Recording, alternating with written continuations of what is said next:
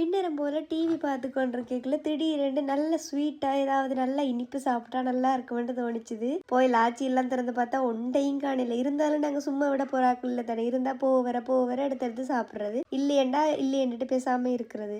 ஆனா இன்னைக்கு ஏதாச்சும் சாப்பிடணும் போல இருந்தது. பார்த்தா இதுல யோகட் இருந்தது, அதோட நியூட்ரலா இருந்தது.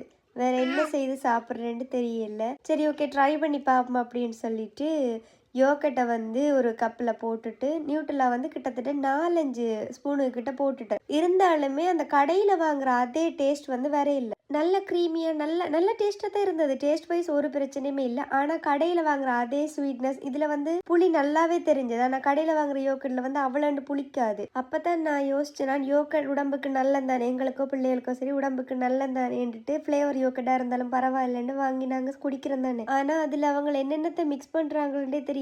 அவ்வளோ ஸ்வீட்னஸுக்கு என்னத்தை மிக்ஸ் பண்ணுறாங்கன்னு தெரியல. அவங்களோட டேஸ்ட் வந்து எப்பயுமே நாங்கள் வீட்டை செய்தால் வருது இல்லை. எந்த சாப்பாட்லேயுமே கடையில் வாங்குற டேஸ்ட் வந்து வீட்டை வருதே இல்லை. இந்த ரெடிமேட் சாப்பாடு நான் சொல்கிறது உண்மைதானே.